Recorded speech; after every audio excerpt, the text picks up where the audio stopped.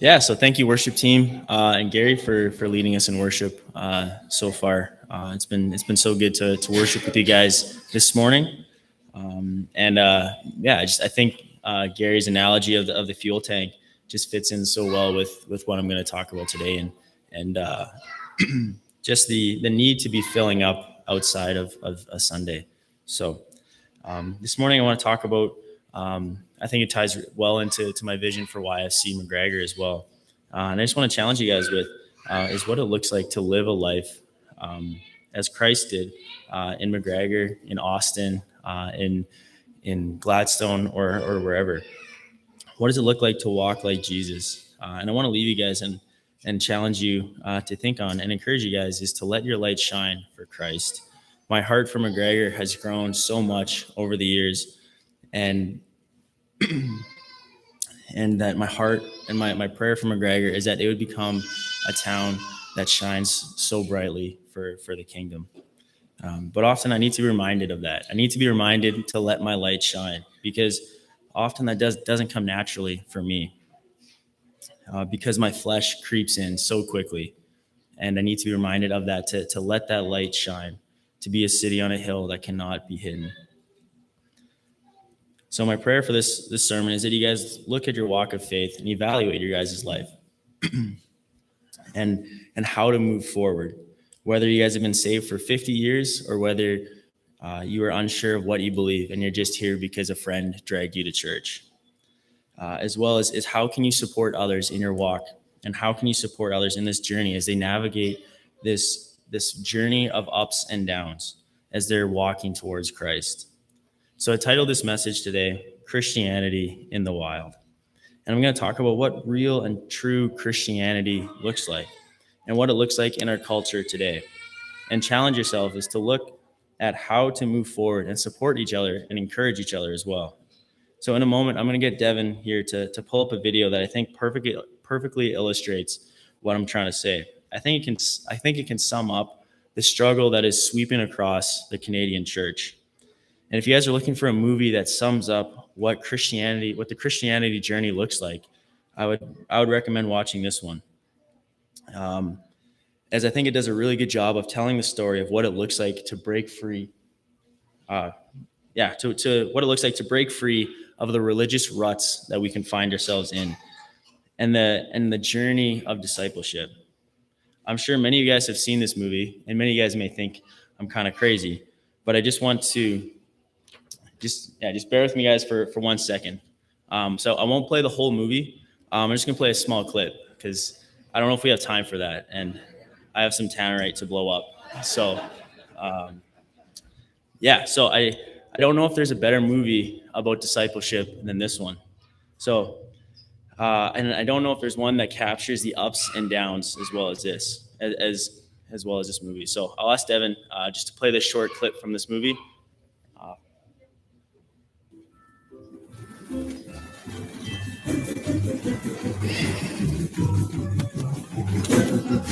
This is the life. That's the spot. Oh, I'm in heaven.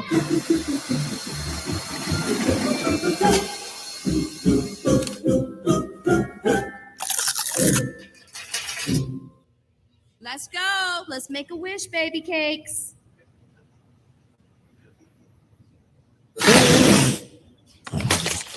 Come on, what'd you wish for? Nope. Can't tell you that. Come on, tell. No siree. I'm telling you. It's bad luck. You want some bad luck? I'll blab it out. But if you want to be safe, Oh, for I'll crying keep out my loud, mouth Marty. shut. Would you just tell us? I mean, really, what could happen? Okay. I wished I could go to the wild. The wild? Whoa! I told you it was bad luck. The wild? Are you nuts? That is the worst idea I've ever heard. It's unsanitary. The penguins are going, so why can't I? The penguins are psychotic. Come on. Just imagine going back to nature, back to your roots, clean air, wide open spaces. Well, Thank you. So just out of curiosity, who here has seen this movie before? Okay, good. makes this a little bit easier. And I don't know if it makes it less confusing or more confusing. So to fill in everybody who's lost, this is Madagascar. And basically, Madagascar is about a group of animals that spend their whole lives living in the New York Zoo. Their life is fairly routine and normal. Well, at least to them, it seemed normal. A better description of this would be their life was comfortable. And all that was soon about to change when when Marty the zebra heard about this crazy idea from a bunch of penguins that he could go back to the wild, to where he belongs. And all day he would gaze across at this mural by his pen of zebras that are running free in the middle of a big open plain. So this began in him a curiosity of him to discover this so-called wild. But as you saw in the video, it was not taken well by his friends, the lion, the giraffe, and the hippo. What are you talking about, the wild? I sit in my cage and they bring steak to me, the lion was talking about. What are you talking about, the wild? Well, as the movie goes on, Marty is increasingly unsettled and ventures off through New York City to find this so-called wild. And when his friends find out, they venture out to try and save him. And as you imagine, a lion roaming around the streets of New York does not go over well. And they end up getting caught and shipped out to the Madagascar wilderness. And so here, two things happen. There are two groups. When they get shipped out, Marty totally embraces it, while the others are scared. And they wanted to go back to their comfort, wanting to go back to a place where they had no worries, their own comfort zone, wanting to go back to where they felt like it was normal for them. There was no risk there. This group was bound and determined to go back, and they tried everything. They made SOS signs, they made statues. They were convinced that they were going to die in the wilderness. And it's humorous as you watch them run back and forth on the beach, on the edge of the forest. They grumbled and complained, which also kind of sounds like another group of people that I read about once in the wilderness. At this point, they even dug each other a grave as they waited to die. And meanwhile, on the other side of the beach, Marty was having the time of his life, learning to grow amidst these new circumstances. And eventually, with a little bit of coaching, the others began to fall more and more with the wild too, the place of true freedom. And now this is not to bash zoos at all, because I think zoos are really fun. And my wife and I, we went to the Winnipeg Zoo last spring, and it was really cool just to go around and see all the different animals that you never get to see and see them up close. But it's not like the wild. And I've been to some zoos where the animals look tired and slow and sadder. And again, this is not to bash zoos at all. That's not what I'm trying to do. But it's that because animals are not made to grow up in a zoo. What do you think were to happen if you released some of those buffalo in the Winnipeg Zoo, or some of those big monster bucks living in downtown Winnipeg out here in a field? They wouldn't last long. They aren't made for that. They're made for so much more. And zoos don't tell the whole story. Zoos are very interesting and all, and I love them, but they don't tell the whole truth about the animal. Those lions, they're fast and vicious and very dangerous. They don't just sit on a perch all day. Those bears do more than suntan on the rocks outside their swimming pool. That cute leopard that everyone likes to see when they go to the zoo is something you do not want to see when you're on a hike in the wild. They don't tell the whole story of what the animal is truly capable of. It's cool to see the animals and get a picture of them, but it's not an accurate picture and representation of what the animal and their true potential. Some of you guys might starting to see where I'm going with this, but Christianity is not meant to be a zoo. And it breaks my heart when I hear so many Christians that are living the zoo-like Christianity, a Christianity that is sheltered from risk, a sheltered from worry, and the scariest of all is sheltered from faith.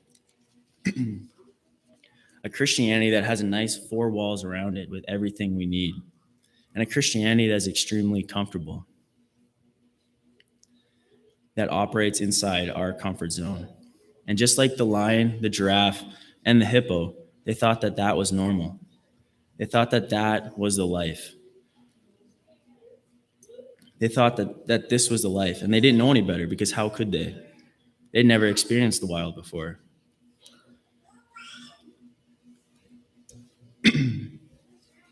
But as they would soon find out that there is so much more to be found in the wild. And so my first point is this, is that Christianity is meant for the wild.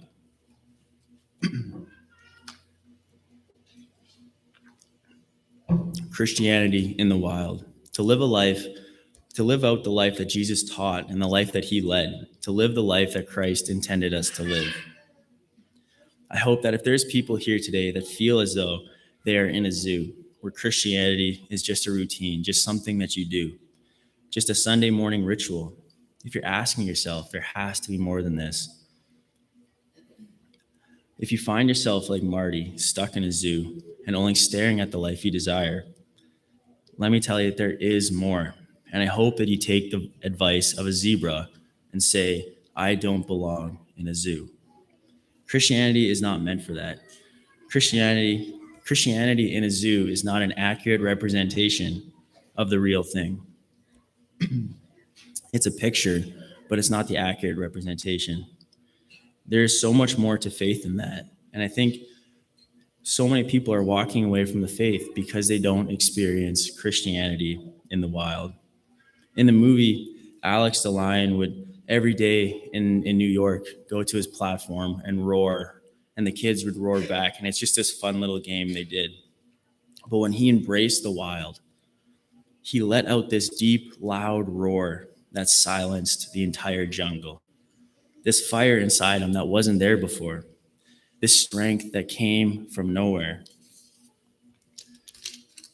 And it is amazing the power that God can use through us when we step out in faith into the wild.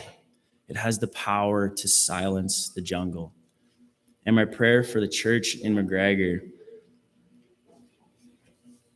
is that God's power would roar through us and silence the jungle. There's a glass of water. Silence the darkness in our schools. Silence the darkness in our workplace, and silence the darkness in our homes. But so often we don't realize the true power that is accessible to us through Jesus Christ. Because Peter walked on water. Moses stood up to a Pharaoh. The disciples spoke in tongues. Paul loved a whole nation. A little boy's lunch fed thousands, and the disciples loved their neighbors. It is amazing what happens when we allow God to work in and through us. When we reach the end of our rope and the only person to depend on is Jesus Christ. Another way that I've heard this said many a times is that you'll never walk on water if you don't get out of the boat. Because God calls us to love our neighbors, to eat with sinners, to feed the hungry, to clothe the needy, to show grace to your brothers and forgive our debtors, to fill your heart with compassion, and to live a life that points others to Christ, to live a life that resembles Christ. My prayer is that someday all of McGregor will get to experience this kind of relationship with Jesus Christ that Paul describes in Philippians 3:5-11. It's to live as Christ, to die as gain. I count all that I've accomplished in this life to this point worthless, compared to the infinite value of knowing Christ Jesus, my Lord. For his sake, I discard everything, counting it garbage, so that I can gain Christ. So I want to know Christ and experience his mighty power. And I don't mean to say that I'm anywhere near this point. If anything, I'm on the beach of Madagascar, scared to go into the wild, but I'm on my way there. And I know it can be scary, and I know it can be hard. And just as the movie shows, you will get scraped and you will get bruised. But getting to experience the power and love of Jesus Christ blows anything out of the water. I remember a while back at Portage YFC, I was giving one of my weekly God talks at Basketball Drop-In. Now, I'll say most of these talks are the highlight of my week. And our talks are amazing. But anybody that works with teenagers knows that there's ups and there's downs. And this day was a down. The talk went nowhere. Guys were swearing, talking poorly about others. and each other. And in the middle of all this, I'm giving a talk about the gift of salvation. Chaos would be a good word to describe it. So anyways, 30 minutes later, I'm driving one of the guys home when he asked me, he's like, "Hey, Tyson, can I ask you a question?" I'm like, "Yeah, sure, go for it." And he's like, "Why do you do it? Why do you do this week after week when none of these guys listen?" So I told him, it's simple. It's because Jesus is worth it. And I'm going to tell him,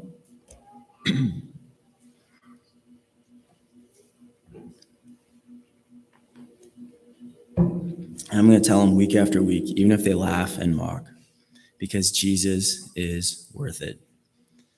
What he has done for me and in me, I have to. I'll tell him as many times as it takes, because Jesus is worth it. He is worth the bumps and the scrapes. He is worth it. And I'm just saying, it's tough to find that in a zoo. So a question that I love asking my students and people that I run into on the street is, what comes to mind when you hear the name Jesus? And many of the answers that I get are heartbreaking. Answers from, he's not for me, to I don't care, to he's just a bunch of rules. And it breaks my heart when I hear these answers, that these are people's experience with Jesus, is that he's just a bunch of rules. Because Jesus is far more than that. There's so much more to faith than that. But we so often get caught up in our little bubbles, sitting in our circle waiting for the zookeeper to come and feed us. There's so much more to Christianity than that, than rules and having someone else feed us. And I love the analogy that Gary used in having to fill up our truck during the week by ourselves as well, and not having someone else come and do it for us. There's so much more to Christianity than that. This is such a tiresome life. So live a life in the wild, a life where Christianity first and our comfort second. And yes, the jungle is dangerous. Yes, the school is dangerous. The workplace is dangerous, but sometimes that's where we need to be. I do just want to throw a disclaimer in here, though, that there is limits, and not to be naive to the fact that, and to throw ourselves into every single situation because Jesus says so, or Tyson said so, because each of us has strengths and each of us has weaknesses and limits, and finding that balance can be tricky, and it often takes a community. That said, though, sometimes God calls us out of our bubble, and sometimes that can be scary, because I know I've been there. And so to wrap up, I briefly want to talk about what that looks like. And I hope you guys go home today and look this over for yourselves, for your own lives, because it's different for each one of us. So I want to talk about what that looks like, because it's easy to say, yes, I want more Jesus, and Jesus is awesome and all that. But what does that practically look like is a much harder question. And so first off, I'd ask you to ask yourself, which of the three groups are you in this story? Are you group number one? Maybe you're the lion. You're the friends that are stuck where you are and you don't know how to get ahead, or you're scared to get ahead. And you just need a friend to drag you along. You have this amazing gift inside of you that has the power to silence the darkness when you allow God to work in you. But you're just stuck within four walls. Maybe you're group number two. Maybe you're the zebra who wants to go deeper, who dreams of going deeper. Maybe you're the friend that doesn't know exactly where it leads, but drags your friends along as you try to navigate this journey to Christ, this journey of the ups and the downs. That doesn't know where that next step may lead, but takes it. Or maybe you're group number three that I've yet to mention. And this group is so important as well, and not to be forgotten. These are the monkeys and the lemurs. They are already there. They're in the wild.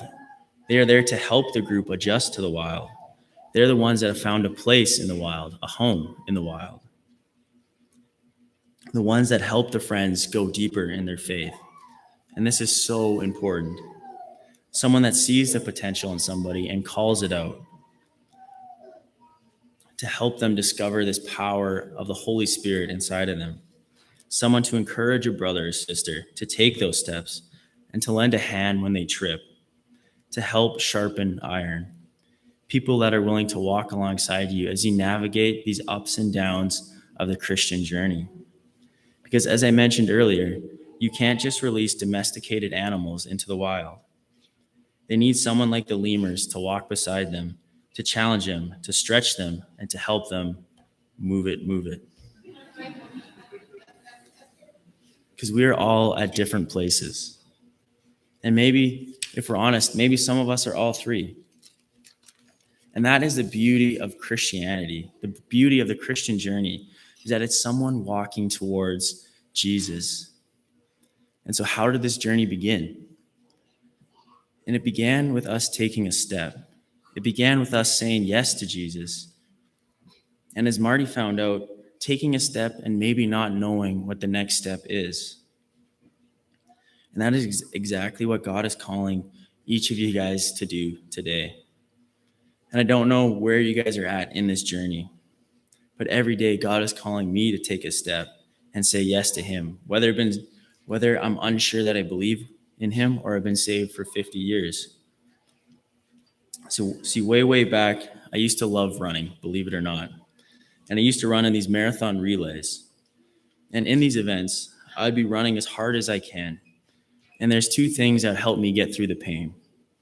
And that would be to focus on the end goal, or to know the end goal, but focus on the next step.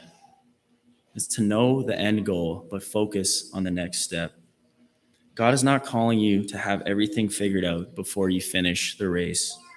He is simply calling you to have enough faith to take the next step. Take Acts 10, for instance. What must be going through Peter's mind? It says he went without hesitation, but I wonder what he was thinking, or what his wife was thinking. So let's just take a step back for a second and look at the situation. Peter, a Jew living under an oppressive Roman government that is trying to squash this new movement, a movement that Peter just so happens to be the head of, and an officer of said government sends 3 people to come and get you. Do you go? That is faith. Not knowing what is around the corner, not knowing who will be there or what will happen, goes against his comfort and takes what? A step. This is what God wants. When he says go, we go. When he says love, we love. When he says rebuke, we rebuke. And when he says stay, we stay. So what to do if you've forgotten everything I've said so far is to remember these last few points, is to say yes to Jesus today, every day, on every step, whether we feel it or not, whether it's Sunday or Monday. And do not rely on the zookeeper to feed you, although that definitely feels good. And like Alex the lion, I'm not one to turn down steak, but one must take their own steps as well. To read the Bible, to pray, to seek out mentorship, to put in the effort and say, God, I don't know where this is taking me, but I will follow you. And to take that next step, even if it's uncomfortable, to show love to your neighbor that is maybe hard to love, to help someone that maybe doesn't deserve your help and you've helped them 1,000 times before, to forgive first, or just simply smile at somebody having a rough day. But be God's love to people. To quote my pastor, he always used to say, to be the hands that God uses to show his love to McGregor. And finally, be that friend that supports, encourages, and helps others to take that next step into the wild. Hey, how has your Bible been reading going lately? Or I saw you help out your neighbor the other day. I'm sure that must have meant a lot. Or I was really encouraged by what you shared today. To help others take that step into the wild. To be that friend that is there for somebody who is ready to take that next step out of the cage and into God has called them to be, because that is scary. But it's far less scary when there's a fellow Christian brother and sister that is there to walk alongside us. My ministry would not be where it is today if I didn't have somebody that was constantly pushing me onward and out of my comfort zone and encouraging me in that, because high schoolers can be scary. And my prayer for McGregor is that it would be so full of disciples that are on fire for God, that it would be a city on a hill that cannot be hidden and would silence the jungle, and that our community would see just how great is our God. Christianity is not meant to be in a cage. It is not meant for four walls. So look at your walk and ask yourselves, which one are you, 1, 2, or 3? And so, I'm really looking forward to serving our community together and serving alongside you guys as we navigate the wilderness of McGregor and see how God does amazing things through you guys in our community. And I'm just super excited for what God is going to do. So I just want to challenge you guys with this morning to live the life that Jesus modeled, to live a life in the wild and live a life that's on fire for Jesus and take that next step. Thank you.